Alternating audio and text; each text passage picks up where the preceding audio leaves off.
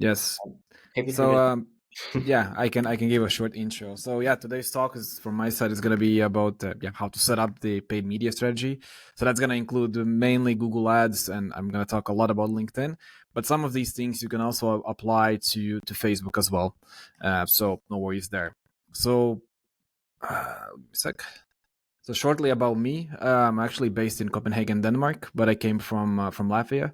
I've been doing performance marketing for the past 7 or 8 years now. I've worked at a couple of companies here in Denmark, like Kayak, which is a part of Booking.com, and I have a couple of clients that I just put a couple of logos here. But I do work with a couple more.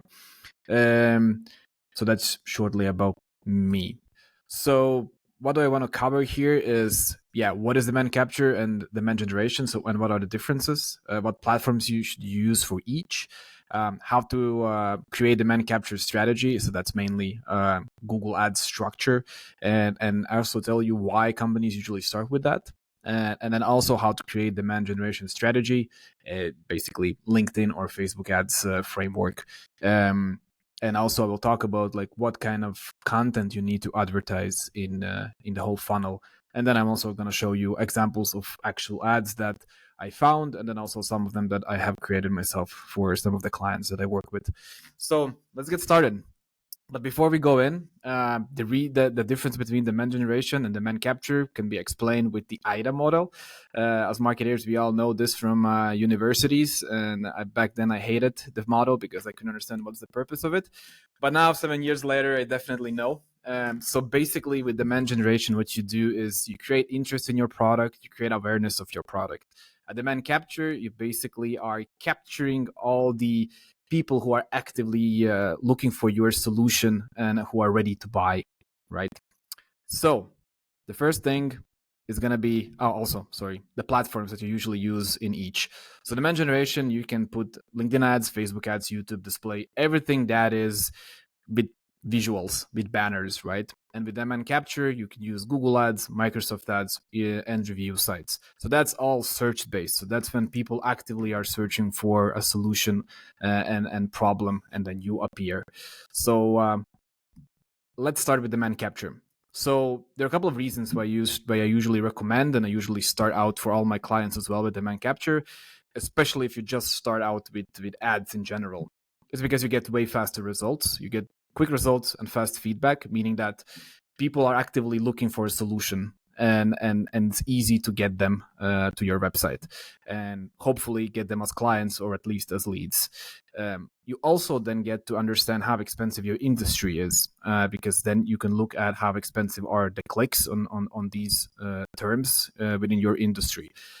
Usually the higher the ticket of the services, so the higher the price of the service or whatever item, the more expensive the industry is as well. The most expensive country is, of course, the US, where to advertise, and then it's Europe and Australia. Um, Also, it's important to start with this because then you can understand how much demand there is to capture. So, if you have a well defined category, so let's say you offer email management services, not well, yeah, services basically. Um, it's everybody knows that everybody's searching for it. It's a well defined category. And there's going to be a lot of search volume if you're going to search for email management software. But what if you are in super niche? So something like wind turbine maintenance software. Not a lot of people are looking for that. Some of them even don't know that there is a software for such things, especially if you want to do this remotely. So it's really hard for you to capture any demand, right? But in general, if there is demand and you just start out, invest all of your budget here. So you get the first results, you get the first clients. So basically get the money into your business and then start with other things. And now I'm going to explain you why you should start. Oh no, another slide. Sorry. This is just an example how your Google Ads appears. Like if somebody is looking for email automation software, you get 3 to 4 ads showing up in Google Ads search. Or in this case, email management software. And this is how they laid out. I'm not going to go into specifics on how you get on top of the page, because one is that you need to be the highest bidder or one off, but also your keyword quality score needs to be good so that you can appear up there. Yes. And then the structure. I actually started to almost to talk about different thing already. Good that I have the slides. But basically, how you would structure Google Ads. In my world, this is how I do it. So I have a high intent campaign, and here I use only high intent keywords, and then I group them based on, let's say, solutions or teams. So let's take the email management, email kind of software. So I would group email management software, email management tool in one group, and then email automation software, which is a bit different solution or a feature of the same thing, in a separate, email personalization, and you can go on and on and on to spread it out. Then each of these would have a dedicated landing page, ideally. So you would, on the landing page, you would talk about email management only. Here you would talk about email automation, and here about email personalization. Then we have something called mid to low intent campaigns, and here you usually put something that is when people are not ready yet to buy, but they're looking for kind of like a use case. So in this case, send emails in bulk. So basically meaning that they want to send out a lot of emails with one click, or how to automate emails. So people are looking for solutions. How to do this stuff. And then we have brand campaigns. So this is usually where you protect your own brand. It's cheap CPCs, and you just make sure that competitors basically don't steal the traffic from you. And then not always, but I try to make competitor campaigns as well, meaning that you bid on competitor names and then you add price or alternative or whatever to it. Usually, you could also create separate landing pages for them as well, where you compare yourself to said competitor. So that's kind of like the layout, how you would structure Google Ads. Yes, now we're here. Now we're at the at the slide I wanted to talk earlier. So the reason why you want to go for demand generation is because of this. So they're only like of the total market that of your market, it's only 5% that are actively in the mood to buy, and 95% of them are gonna be buying later on. And that's the distinction between demand capture and demand generation. You create demand here, and this is where the big bucks are. You want to be here because when they're ready to buy, they don't go through here. They're just gonna go directly to you.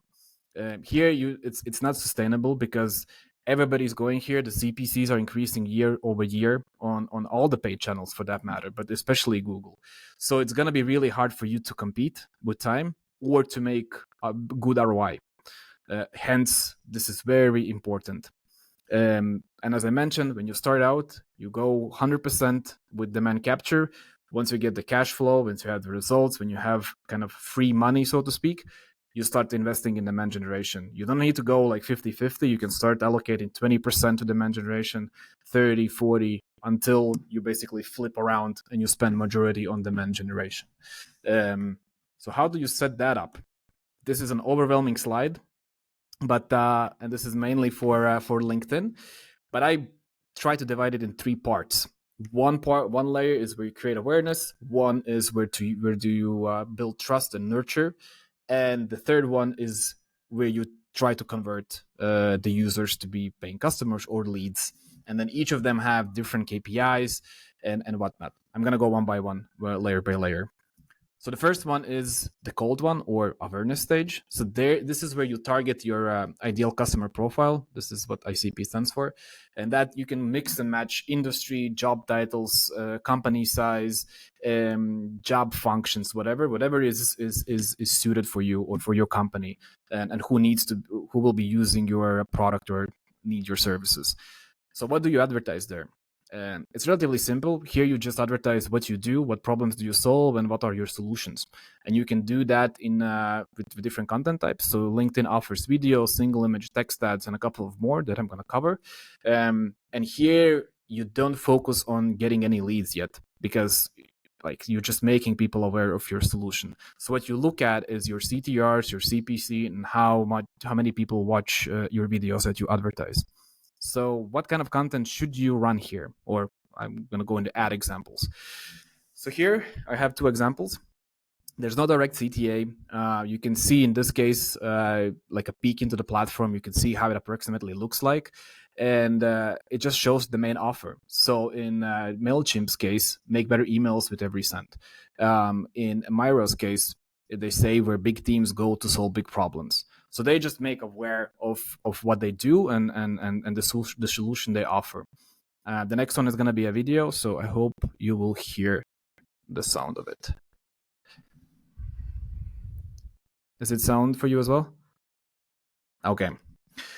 Basically, Cognism is talking about their solution, and they do a really good job here. This is like a really good video example. So they clearly show the pain point. So sales not getting quality leads from marketing. So that's a pain point, right?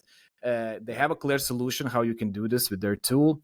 You can even see a brief product tour, kind of like a few snippets of how it looks inside.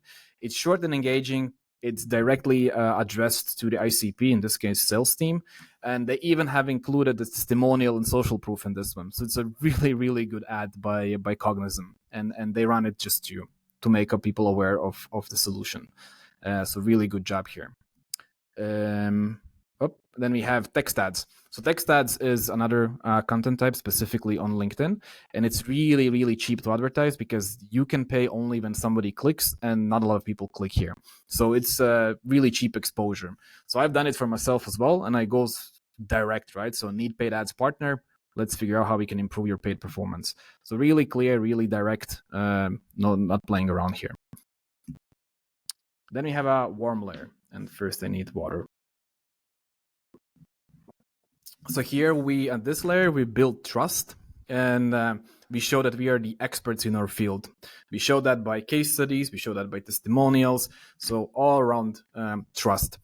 What you do here, who you target, is people who have interacted with the previous layer, so with your videos, with your images, people who have visited your website, people who have visited your company site as well. So you target all of them together. Here you can also use basically all the content types that LinkedIn offers. And also here, the main thing is not to really get the leads yet. So you still focus on CTR, on clicks, on engagement. And you could also have something like mid-intent conversions. So if you have some really good ebook, for example, that is gated, that people get access to if they fill out a form, or anything else, like maybe you have a case study and advertising a case study, and once they click on the site, on the ad, they land on your website and watch the full case study, for example. So you could track that as an example. So still, this one is just to build trust. So what kind of content do we have here? So this is a good example from a test with the with carousel ads. So they basically are proving expertise with this. So they created some sort of analysis of is email marketing still effective in 2023. And then they put a bunch of data in here showing that, they know what they're talking about. And you can download the whole ebook, the whole to read more about the research they have done. So they're proving they're the experts in the field. Then we have something from testimonials. So usually here you put, in one case, you could put a person of your, or like somebody who is your client. You say what title they're having, and how did you help them. So in this case, we increased pipeline by 60% in 3 months with metadata, right? So you're building, it's again, building trust, showing that you have helped someone with your solution already. Then we have something that is one of my clients. This client actually wrote a comment on one of the LinkedIn posts, and we decided, okay, why not use this as a testimonial ad? I haven't seen that anywhere yet, so this is pretty unique way of advertising a testimonial. So again, social proof, building trust. It can be super simple, and usually the clients speak for themselves. So it's better to allow your clients to speak for you than speak for your clients. Then we have a thought leader ad. This is something that actually is mine, that I run, and I got 2 clients from this. So I didn't intend even to, but do people reach out to me and I close them as clients. So this is, again, to build trust and proving that I'm an expert. So in this case, what I did here, I posted that I did an audit for some of the clients, for one of the client, and the previous agency who managed it did a really bad job. And then I just used this post as an ad, and just 2 people reached out only because they saw that I know what I'm doing, and so this is the way to also try and prove expertise in the field. Then we have Cognism. Unfortunately, you won't be hearing again what she's saying, but it's a customer case. And again, Cognism is doing a great job. So they are showing how they helped a company called Slalom generate 400,000 in pipeline within 12 months. And this is a good example where they show, they talk about the customer's problem, show how they solved it. They showcase results, and they actually show the product a little bit as well. So really good ad, really good video ad in this case to continue and build trust with the audience that they want to get as clients. And then we have another case study, and here they interviewed a client where the client speaks for themselves, and in this case they are directing them to the website where they can watch the full video, so they can again track that engagement. So also a good example. And then we are at the end of it, where we really want to focus and try to get the leads. So here you target people who engaged with your nurture, basically, and who have visited high value pages. So high value pages for me are demo page visit, but they did not sign up, or pricing page visit, indicated that they are interested in the solution, right? So you retarget them for 30 days.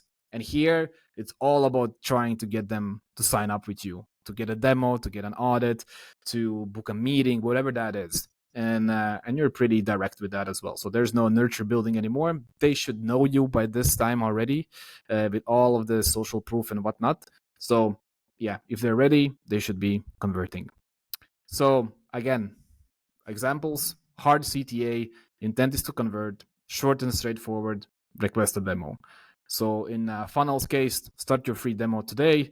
I mean, this is a bit with the theme of Black Friday.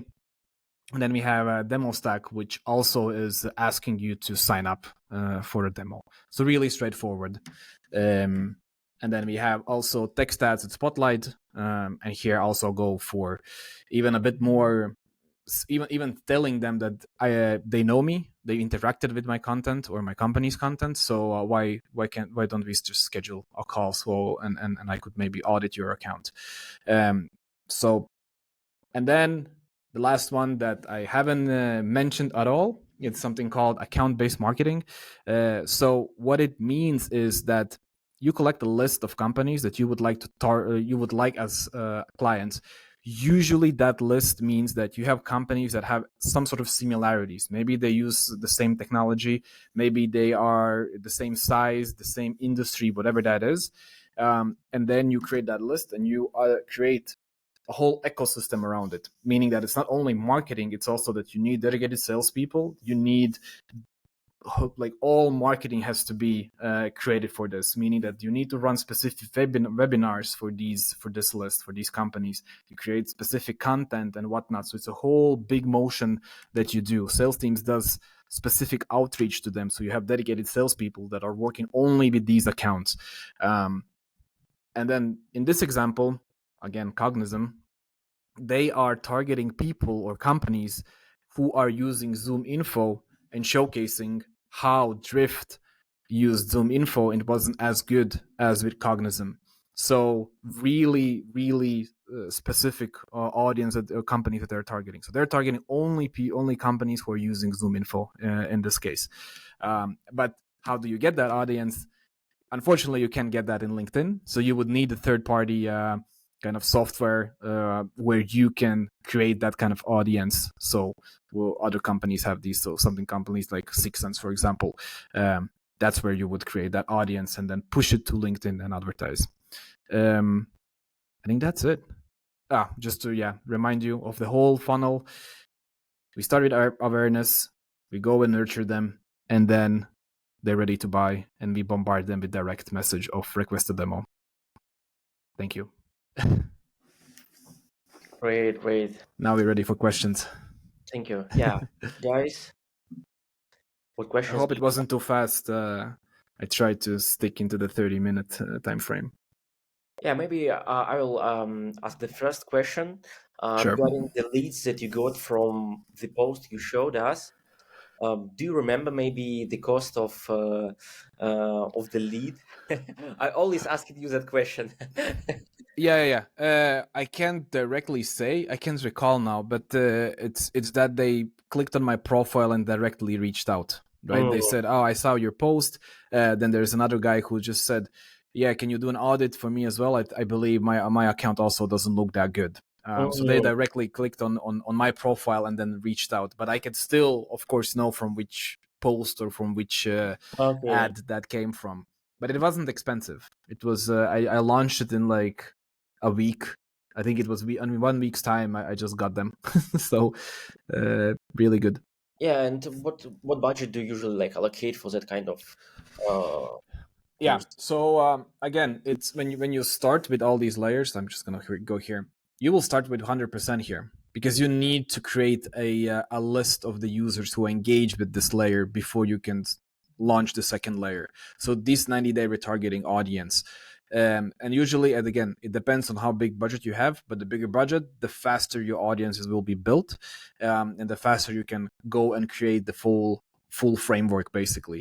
But on LinkedIn, to be completely honest, I think I wouldn't advertise it without $1,000 per month. Like, and even that would take quite some time. So I have an actual client where we are spending €2,000 per month, and it took me 2 months before I started to create the second layer, and now a month later, I try to create the third layer, but it's just, and I still keep those 2,000. Right, I spent 2,000, and then I started to allocate something like Mm, €700 in this layer. So it took away here, and then I continue to redistribute because I don't have more budget, so I have to work with only what I have. So it doesn't mean that you need to add on top of all of them, uh-huh. but since you decrease here with time, this audience is gonna, well, it's not gonna populate as fast as it did before. So it would still, you kind of need to play around and go here, increase, then increase here, then you don't have here that much, so you need to go back, increase here, decrease in these layers. So it's a play of budgets, right? So And yeah. what like factor or what triggers that you need to move on and to build the next layer? Let's say like you build like cold awareness layer and Yes. you have like engagement goal or awareness. When do you start building like kind of warm nurture funnel? So the minimum, so it's based on the audience size. The Mm, minimum audience size on LinkedIn that you can have is 300 people. mm, So as soon as I have 300 people interacting with this one, or 300 people visiting the site, or 300 people visiting the company page, then I start with this. So as soon as possible, as soon as I have those 300. mhm. And then again, Also keep in mind that I haven't put it here, but like website and company page visits, this means that these can be people outside your ICP targeting. So it could be that students come in here. So what mm, you want to do, you layer on top. You still keep these ICP kind of targeting options in this one as well, because you are buying also traffic from, you're getting traffic from direct, organic, email, whatever the platforms are, and you want to filter that out. You don't want to show your ads because, again, if you're limited on budget, you don't want to show your ads to students, unless, of course, students is your target audience. Then it's completely different. But generally speaking, you would not want to get them into your flows. okay. Hey, and Davis, do you have experience of like we all want free stuff here? So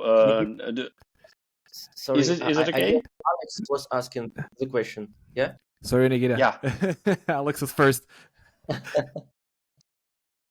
Sorry, it was maybe some delay on my side. So I think that all we here want some free stuff. And do you have experience of launching, for example, simultaneously your ad campaigns and some seeding, some promoting these via something? Especially, I'm interested in cases when you have to build this audience, and if you have experience of building audience with videos on LinkedIn, for example. I mean, it's obvious if you have like 100,000 subscribers, followers, or it's easy, you just post it. And do you have some integrated strategies, some approaches when you combine ads and some distributing without paying for each view. Okay, you'll need to repeat it a bit because I'm not sure if I'm getting it correct. So you mean like, do I run ads with other activities, or if I can create audience based on people who watched a video? No, I mean, do you have strategies? I mean, when you plan activity, when you plan campaign, and you have, for example, you have a client who wants to achieve some nice results, and they have some budget on ads, and do you have experience of doing something to combine ads and some other promotion of those videos to get good results? I mean, not to rely on ads only to calculate that funnel, but to expand it to something broader. Okay, so I'm gonna try to piece it out. So one is that I only work with paid ads, so that's what I offer. So I don't usually offer Okay. any other services, right? But what we can do is, for example, you have a, let's not take a video. Let's take a let's say blog post. So what you could do is you could create an audience based on the blog post visitors, and you can then run ads with them as well for those users specifically. Hopefully I answer part of it, but usually, yeah, I don't offer anything beyond ads from my side. So I'm not too. I can't give you that much advice on that. Yeah. Okay. Thank you. Alex, go ahead.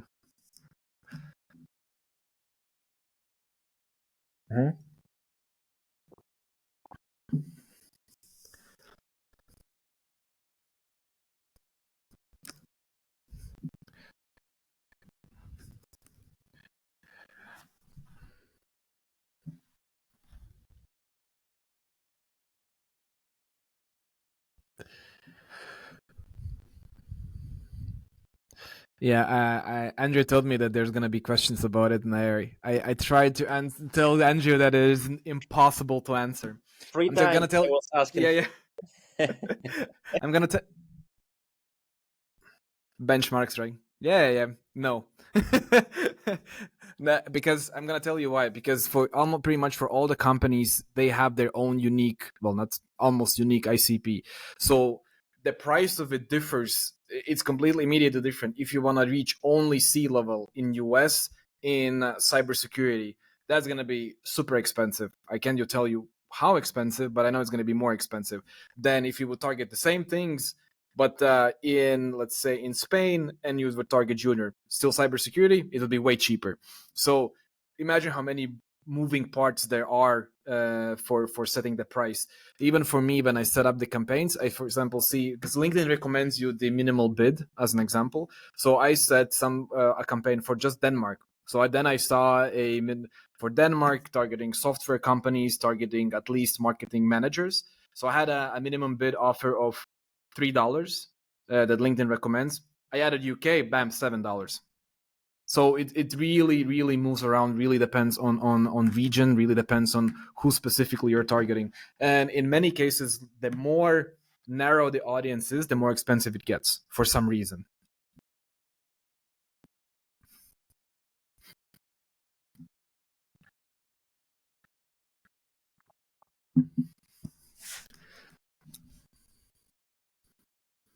Yeah. No. Yeah. Exactly.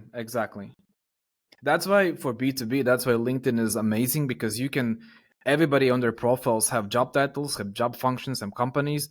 Those companies have information about, even in some cases, revenue, employee size, like departments. You can really nail down who you want to target, which is not that I mean, I saw that some experts or ad experts are using Facebook for that as well, because Facebook now also offers a little bit of B2B kind of option, where you can also have some sort of targeting options there, but it's not as good as LinkedIn, not nearly.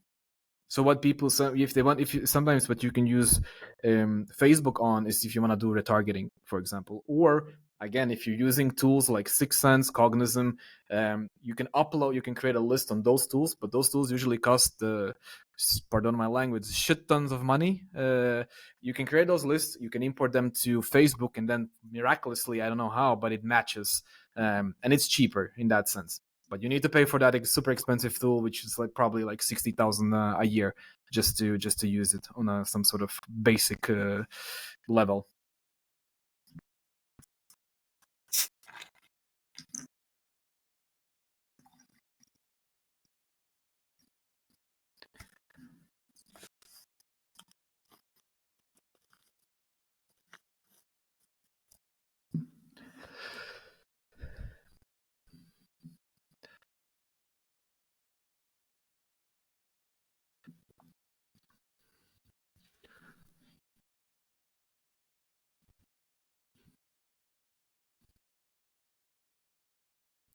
No, that's not ABM.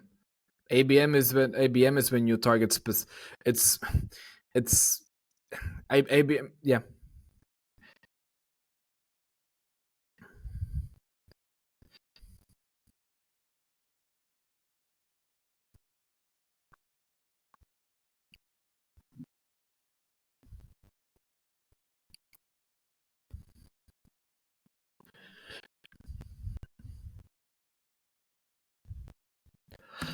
No, not necessarily. Not necessarily. I mean, there's a big debate in the industry where people are saying, yeah, you should have a big audience in your awareness stage so that you have a pool to choose from. Your audience is your audience. For example, when I run ads for my personal business, I have an audience of a couple of thousand as well. I have like maybe 7,000 or 10,000 in my audience, and I'm targeting Nordics plus UK, right? So I don't care. Like, I mean, somebody recommends 50,000. I mean, why would I target those 40 extra thousand if they're not gonna buy, if they're not in my ICP? So not necessarily.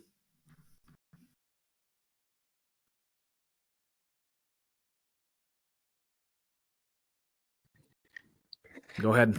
Yeah. So the question is, I believe that the best practice is probably to go like cold layer, warm, and then hot.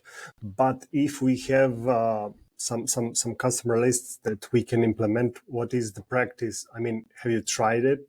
Maybe for some project in LinkedIn, and how it go? Like, what do you mean by customer lists? Well, if we have, let's say, for the list for the retargeting from that we collected from Google, Yep. and maybe from our like Google Analytics that we can include at LinkedIn. So Yep. How it went? I mean, is it good? Probably is better to build it from the scratch on the LinkedIn on the same platform.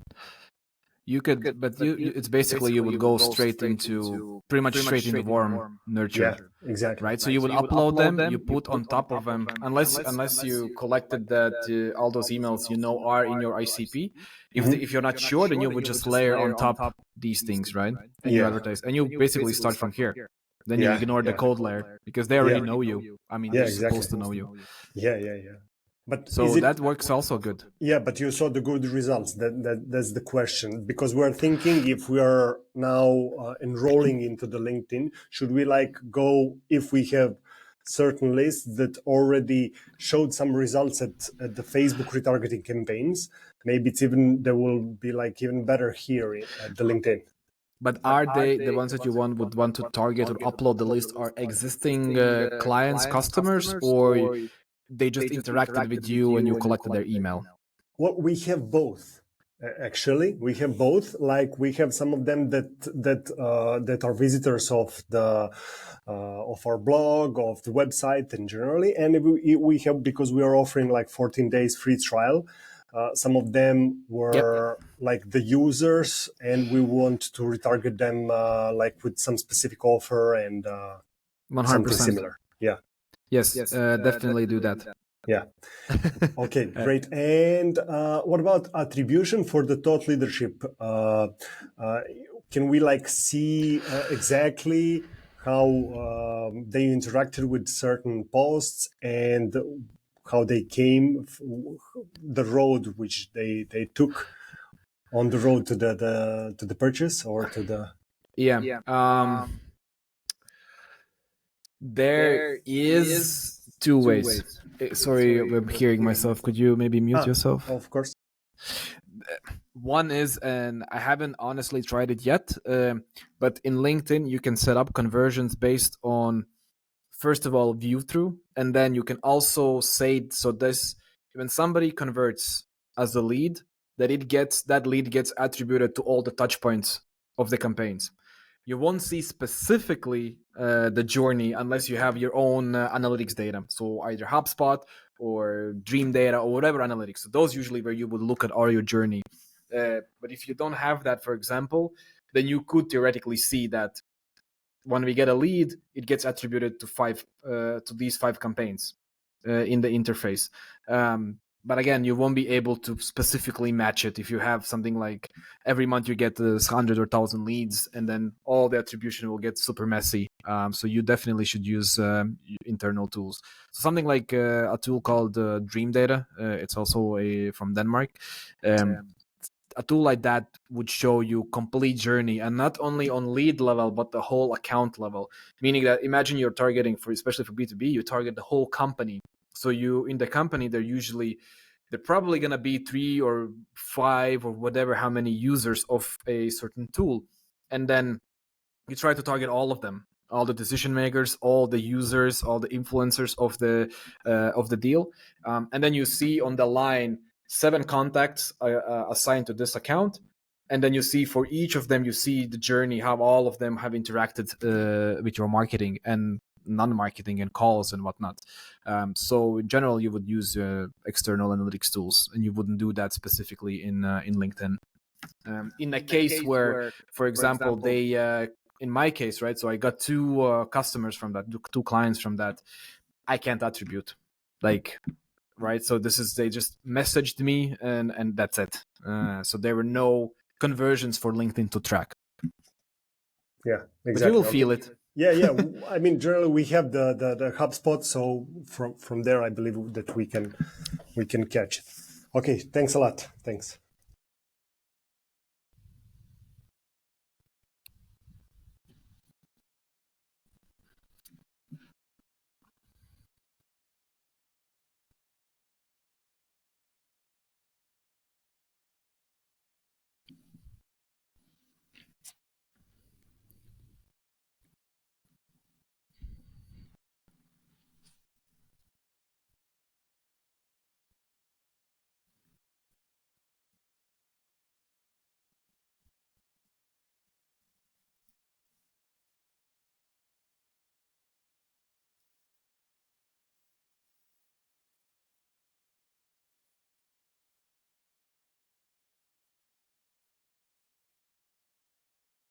Yes.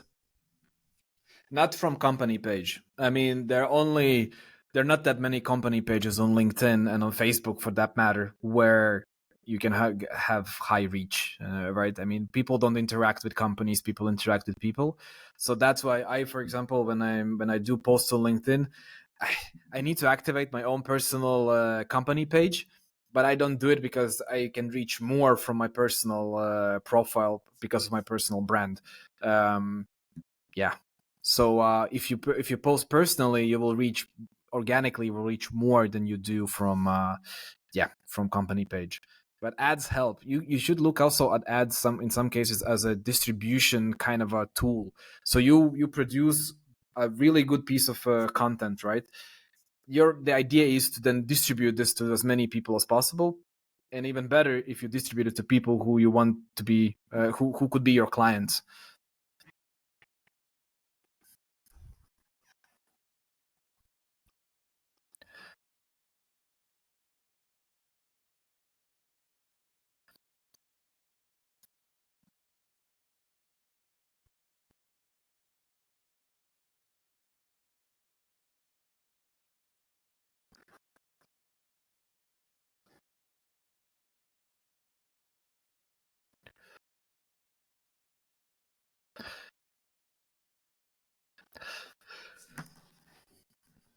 No, if you like, okay, first of all, no. you won't have the same amount of impressions, of course. The second thing is that like the organic post I create for myself, right? It peaks the first like 3 days, and then it doesn't, like, it's a feed, right? So then it get lost. You keep it up, the impressions, by advertising that piece of content. Once you stop, it drops. Like, it doesn't circulate organically anymore. So from that perspective, if you turn off, that post will pretty much never be seen by anyone else anymore, unless you somehow actively from somewhere are advertising it in a different way, then maybe. But generally speaking, no. You would see a decrease in impressions.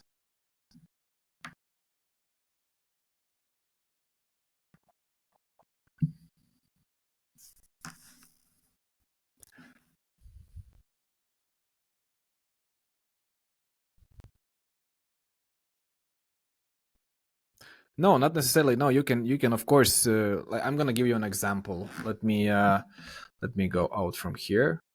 I'm gonna go into my personal LinkedIn if I can. Yes, I'm gonna show you one post that went viral for me. So this one got something. I think it, before I started advertising this post, I was at like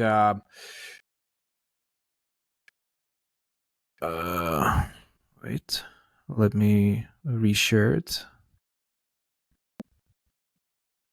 here. So this post, it went really well. Before I started to advertise it, I was at like, I don't know, I think I had like 400 likes and around almost 2,000 impressions, 200,000 impressions on this one. So yes, if the content resonates, people engage with it, and you get a lot of impressions. So what I decided to do, I said, okay, it resonates organically, so probably gonna do well also from paid perspective. So I put a little bit of budget, and then I get an extra 100, something like 100,000 impressions over a course of a couple of months. And I gave it only like $10 a day, I think, so not that much. And I got a little bit more likes and then a lot of reposts and whatnot. So you can go, but imagine if I had those 200,000 impressions and I wouldn't run ads. I mean, it would go down. It's like it's pretty much organic is active for like, I don't know. For this one, in this case, it was active for like 72 hours when people interacted organically without pushing it as ads. So there is a way, but yeah, you can do both.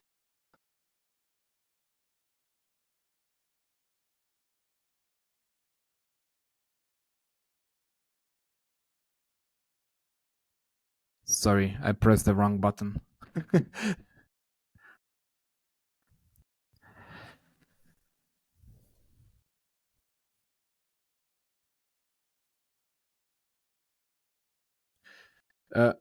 Not necessarily. So let me show you the example here.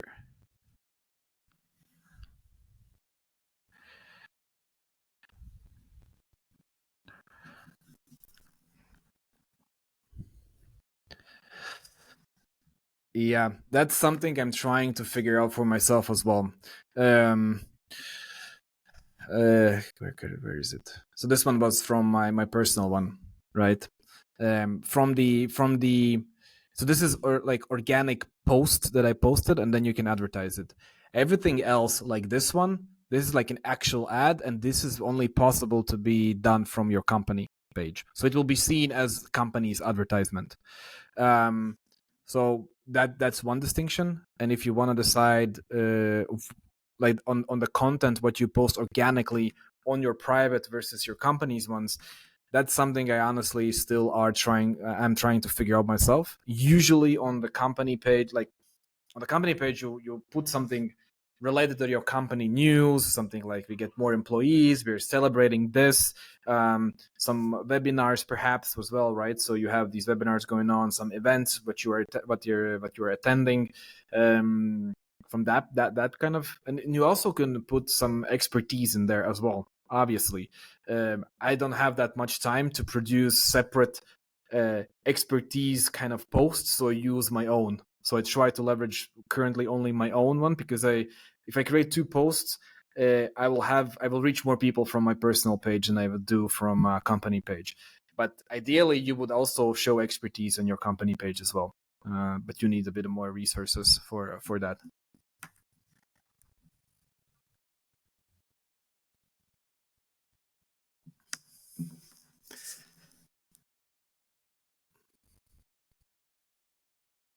Yeah.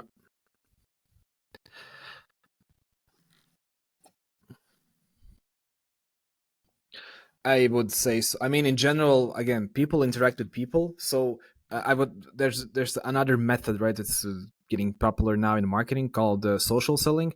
So what you do with social selling is you activate employees of your company and you talk and show expertise in the thing that you offer, in the thing that you solve, and you don't, yeah, and people start to trust you as a whole, as a company. So they, like, for example, this tool Dream Data that I mentioned, the only reason why I signed up with them is because like 7 or whatever employees are super active on LinkedIn. So I see them all the time. I know what they do. So obviously I thought all of these people are experts. So obviously I'm going to sign up with them.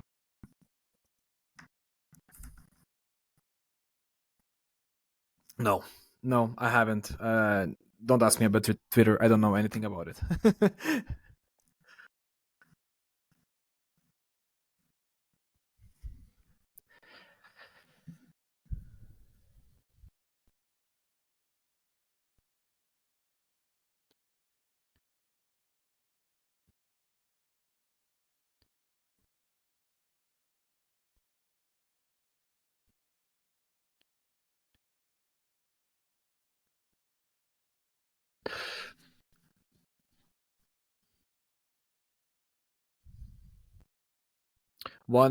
Two ways, right? So one is if I advertise my own post as a thought leader ad and then I get the engagement, then I can retarget them with whatever other pieces of content I want them to see.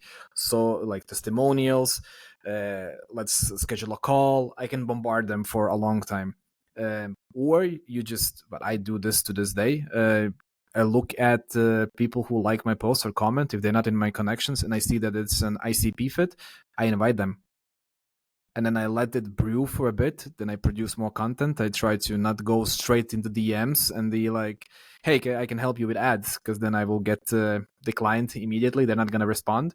So trying to build that trust, right? Then you engage with them as well when they post, if they're active, trying to be top of mind here. This is more like a sales tactic than marketing, to be honest. But yes, I do keep an eye on who is visiting my profile, who is liking and commenting, and then I invite them and try to engage with their content as well before I reach out, if they don't do it before.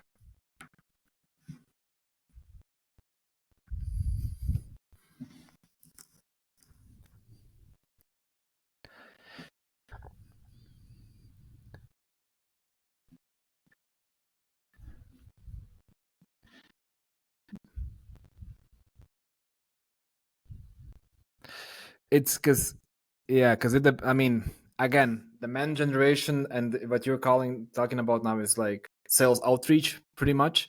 My approach is more the man generation, so I would invite them and with the connections, and I would hope they would see my posts. So then I create that trust with them that I know what I'm talking about. And then with time, I could just reach out. I mean, I did get a client 2 months ago like that. I invited them. Built to try to create posts. So I had I mean, I can tell you the full story. So I talked with them. I invited them. I created a couple of posts. I saw that they engaged. I reached out, didn't get any answer. In something like 2 months, I reached out again, and then they were ready to answer, and they were like, yeah, we actually are in a process of finding someone or replacing our current agency, so you are on our list. So even without like even then, that was like, okay, so they actually knew me, so it wasn't just the right time. And then we talked. There was a lot of sessions and strategy sessions that we talked about, but there were other people that were on the list of who could work with them. So what I did is I actually went into LinkedIn and I just narrowed down their company and bombarded them with ads. So I'm on top of mind for them all the time. For 2 weeks, I think I spent like $700 just for all of the people from their company to see my ads. So all of them. So I was like put videos, I put all like posts that I have, like everything, and they became a client. I'm not sure if the ads helped at all, but I mean I see that they saw them.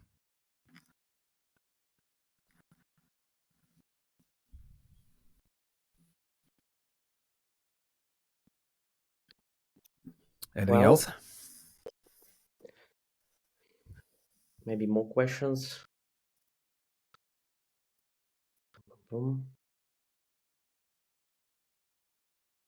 Okay. Maybe Davis, you have any suggestions regarding like B2C projects in terms of LinkedIn?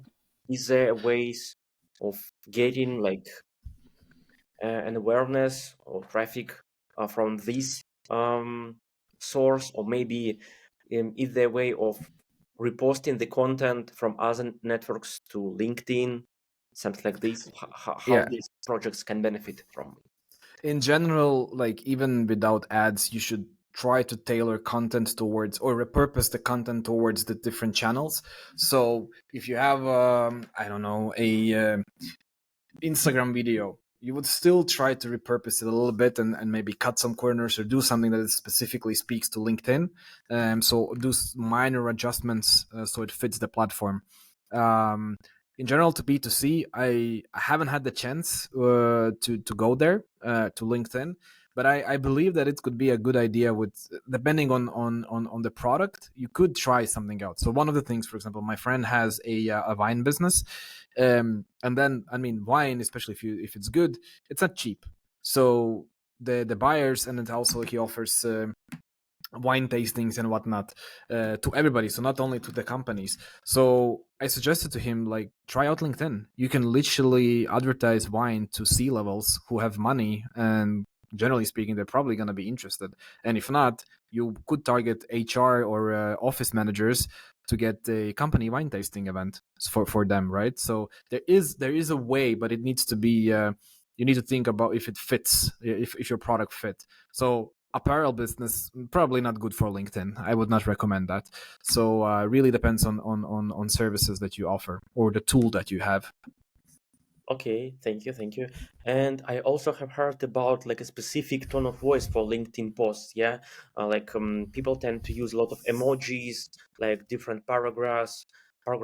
Can you tell a little bit more about this? Yes. So there was a term for this. I can't remember. Like when you separate each line, Mm, each sentence by each line, it's broetry. I think it was called. People don't try not to use that anymore. I think this was like 2 years ago, where you would split every single sentence in a separate. And the reason for that was that you would, like, when you read it, first of all, it's easy to read one sentence at a time, and you also scroll, and that signals engagement to LinkedIn. mm, That you spend a lot of time and you scroll deep, and then you scroll up until the comments, and then that signals LinkedIn that your post is good. So LinkedIn's algorithm will start to push your content to more people, right? It's all about engagement. But I think LinkedIn kind of devalued these kind of posts, so you don't see them that often. And emojis, whatever suits for you. I used to put a lot of emojis in my posts, and then when I look back, I think I look like a kid. So now I try to put it appropriately, so to speak. okay, got it. Yeah, I recognize that there are a lot of different types of tools appears on the market that helps to create like carousels, yeah, to scale the posts. Like there is like a whole industry behind that social network. Yeah, I honestly, in a lot of, not a lot of cases, but I've noticed these kind of posts who are AI generated. You Mm, can see, and a lot of times you can see those posts, like suddenly, especially when some bigger creator is starting to test it out or using, you recognize that it's not his or her voice. Like they were writing in a different way, they were sounding. I mean, it's written, but they were sounding different than with those AI tools. So unless you train the AI tool, right? So you give them, here are 100 of my posts. keep the same tone when you create new piece of content, right? That would be the way to maybe train it. So it's all about input. Okay, great. Yeah, great note. Well, I think we asked all the questions, and I would like to thank you for that great speech, yeah, and as well QA session. Great questions from the audience, yeah, and great Yeah, answers. thanks, guys. Super beneficial, yeah, to bring that kind of advices for our strategies and to learn how to bring clients to our businesses. Awesome. Hope it was useful for you guys.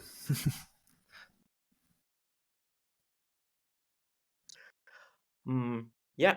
So I'm planning to leave for like a couple of minutes to ask some questions to the guys. Davis, in case you would like, you can stay here, or you can leave in case or Yeah. you don't have a lot of time. Yeah, I got to go home. It's late. Yeah, thank you one more time. Yeah, it was great. Perfect. Yeah, Thank you for inviting me. yeah. I will send you as well the recording and some timelines, so you Awesome. can review that as well and to use in the future. And we'll try Yeah. to make small cuts as well for our other social media networks. Maybe you will upload them to TikTok. Yeah. Exactly. I need to activate TikTok and stuff, most likely. So that's something I need to do for sure. Okay. Yeah. Thank you one more time. Yeah, thank you. Awesome. All right. Thank you, guys. Bye.